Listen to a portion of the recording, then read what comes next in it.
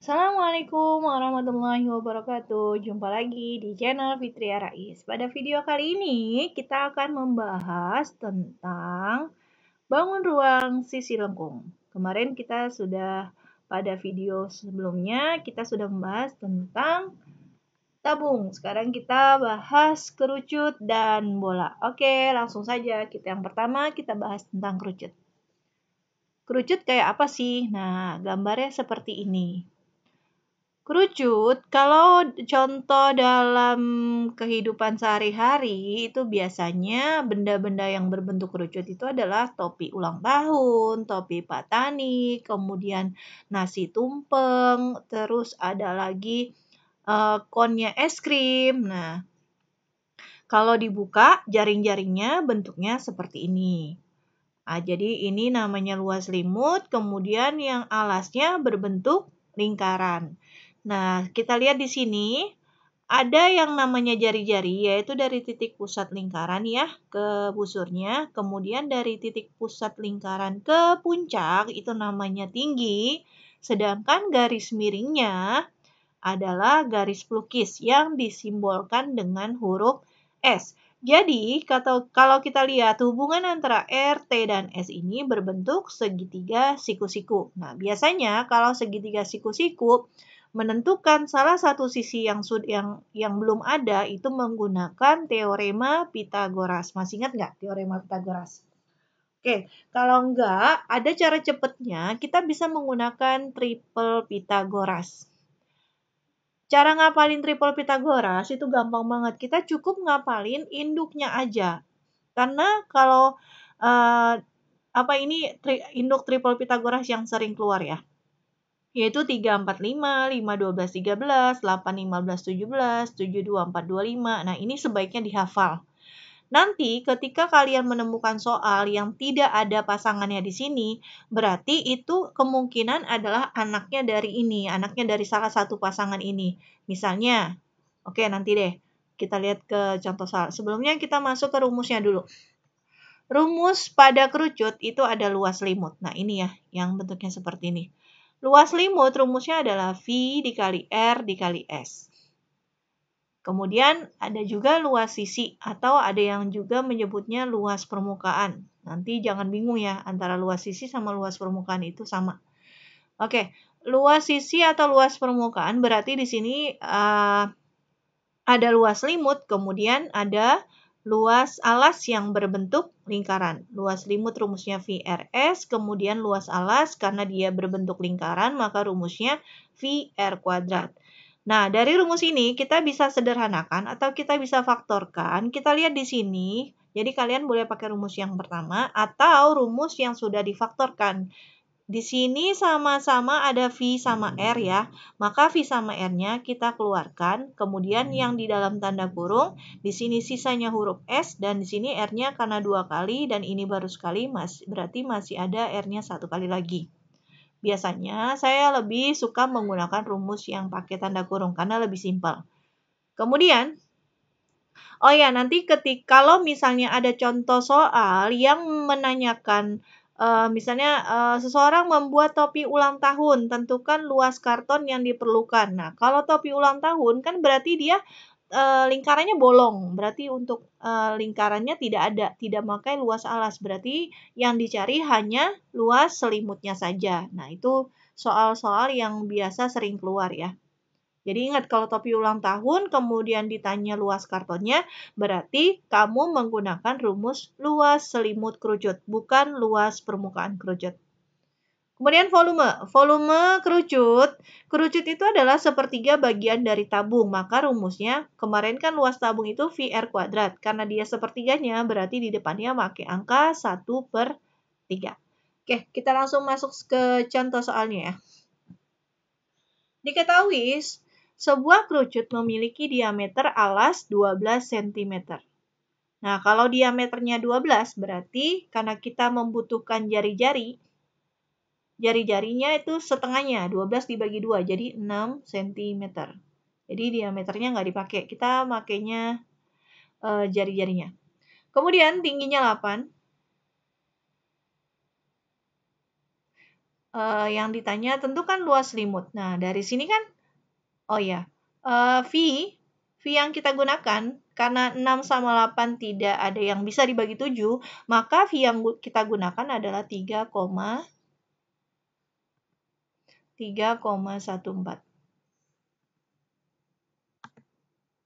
Sebentar. Oke, ini hilang 6, 8, 3,14. Nah, S-nya belum ada. Seperti yang tadi saya sudah bilang, hubungan antara R atau jika R sama T-nya diketahui kemudian S-nya nggak ada, maka menggunakan tadi triple Pythagoras. Tadi kan triplenya 3, 4, 5, 5, 12, 13, 8, 15, 17, 7, 24, 25. Nah, di sini kan nggak ada nih angka 6 sama 8, ya kan? Nah, kalau nggak ada, berarti kita coba dari yang sini. Atau 6 sama 8 kalau kita kecilin sama-sama dibagi 2 biar ketahuan induknya siapa. Kita bagi 2 ya. 6 bagi 2, 3. 8 bagi 2, 4. Nah, kelihatan nih induknya. Induknya adalah 3 sama 4. Nah, di sini 3 sama 4. Satu lagi pasangannya adalah 5. Berarti S-nya, jangan lupa 5-nya kita harus kalikan 2. Kenapa kali 2? Karena tadi ini angkanya kita bagi 2, jadi kebalikannya, kita kali 2, jadi 10. Nah, begitu nih contoh untuk menentukan R, T, sama S. Oke, langsung saja kita, karena S-nya sudah ada, kita masuk ke rumus luas selimut. Luas selimut kerucut itu V kali R kali S. V-nya 3,14 kali 6 kali S-nya 10. Oke, 10 kita coret, komanya mundur satu langkah. 31,4 kali 6 itu 188,4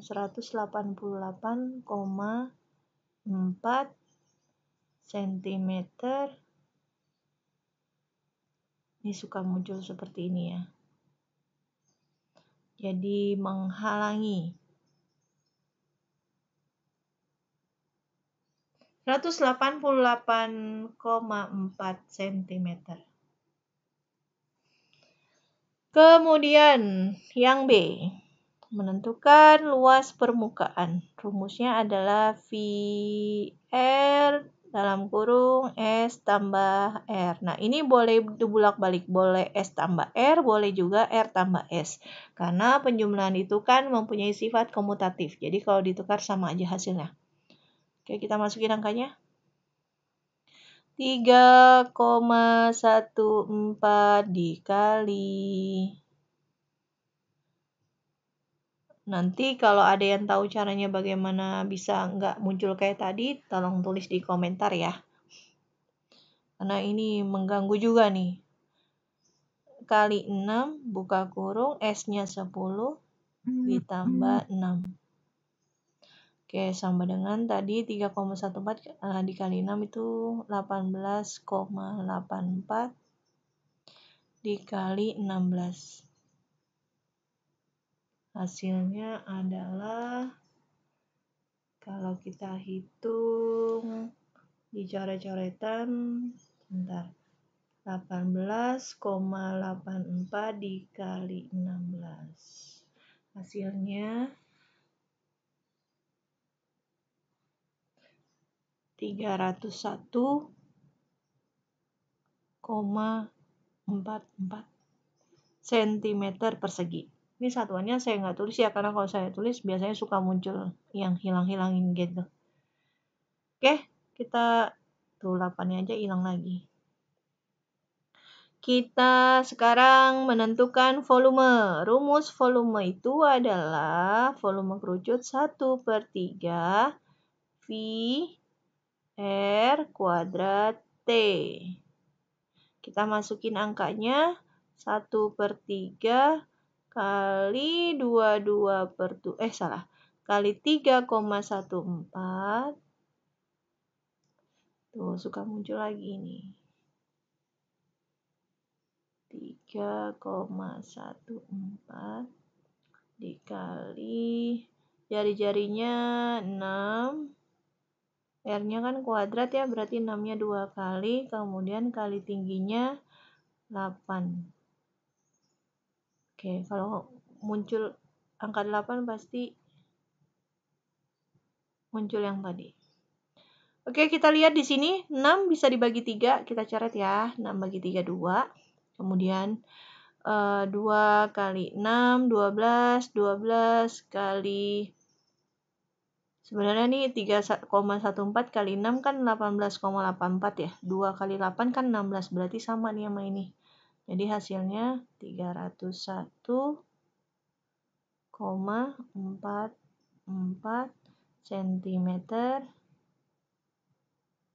kubik. Oke.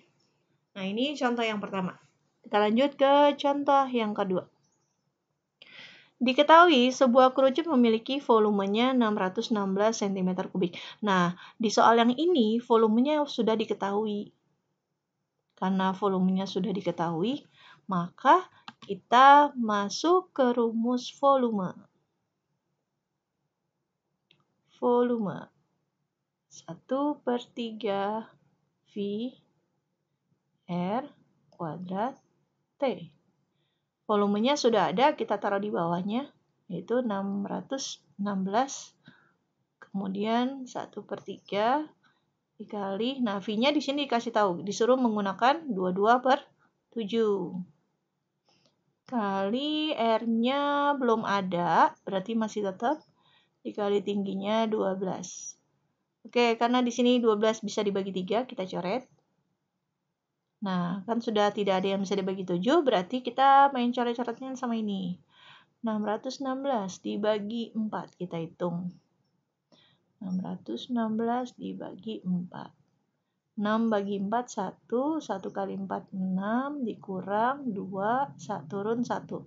21 bagi 4, 5. 5 kali 4, 20. Biasakan kalau pembagian turunnya 1-1 ya. Nah, karena kalau turun 2 angka nanti ada lagi aturannya. Oke, 6. 16 bagi 4, 4. Nah, 154. Kemudian 154 kita bagi lagi sama 22, dapat 7. Nah, berarti ini tinggal angka 7 dengan 7. Nah, ini kalau ke sini, itu dikali. R kuadrat, berarti R-nya ada 2 kan, dengan angka yang sama. Di sini pas banget nih angkanya sama, berarti dengan cara cepat R-nya adalah 7 cm, karena angkanya sudah sama. Gampang kan? Oke, selanjutnya kita masuk ke bola ya. Bangun bola. Nah, kalian pasti sering lihat bola yang sering, kalau anak cowok nih suka main bola, pasti tahulah bola. Anak putri juga kalau suka main bola ya pasti tahu. Nah, bola beda dengan lingkaran ya. Kalau bola ada ruangan. Kalau lingkaran tidak. Dia masuknya ke bangun datar. Rumus luas permukaan bola itu adalah 4VR kuadrat. Jadi ini 4 kali luas lingkaran. Nah, kalau bolanya dipotong, nih ada 2 macam nih. Ada yang termasuk bola padat, ada yang termasuk bola kosong. Kalau bola yang sering dimainin sama anak laki-laki itu biasanya yang bola plastik itu biasanya kalau dipotong tengah-tengahnya bolong, makanya disebut bola kosong. Tapi kalau misalnya semangka kan berbentuk bola ya. Semangka, jeruk, kalau kita belah, nah itu kan ada isinya tuh. Dia masuknya ke bola padat dan rumusnya beda. Jadi kalau luas permukaan setengah bola padat, cara ngapalin rumusnya gampang nih, tinggal turun nih. 4 turun jadi 3, turun jadi 2. Caranya gitu ya. 4 VR kuadrat, 3 VR kuadrat, dan 2 VR kuadrat. Cara ngapalinnya seperti itu. Kemudian rumus volumenya adalah 4/3 VR pangkat 3. Kenapa pangkat 3? Karena kan tingginya di sini dia nggak punya tinggi. Jadi R-nya pangkat 3. Oke. Langsung ke contoh soal. Diketahui sebuah bola memiliki panjang jari-jari alasnya 10. R-nya 10.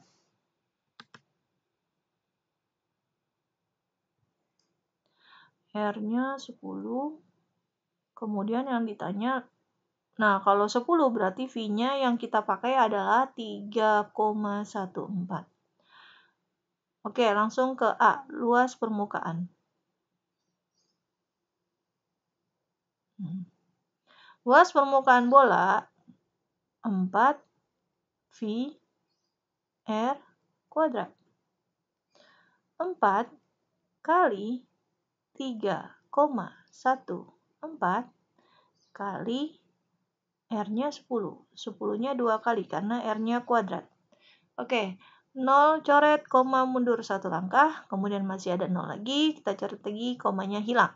Jadi 314 dikali 4. 4 kali 4, 16, simpan 1, 1 kali 4, 4 tambah 1, 5, 3 kali 4, 12. Jadi luas permukaannya adalah 1256 cm persegi. Kemudian kita hitung volume. Volume bola rumusnya 4/3 V R pangkat 3.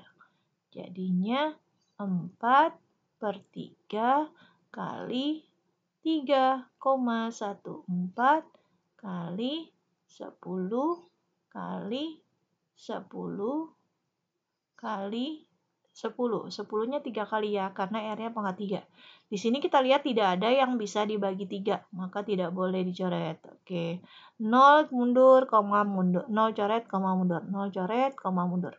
Jadi 0-nya hilang. Jadi 1256, karena masih ada 0 yang satu lagi, kita bagi 3. Oke, 12 bagi 3 dapat 4. Kemudian 5 bagi 3 dapat 1, masih sisa 2, 26. 26 bagi 3 dapat 8, ya kan, 24. Masih sisa 2.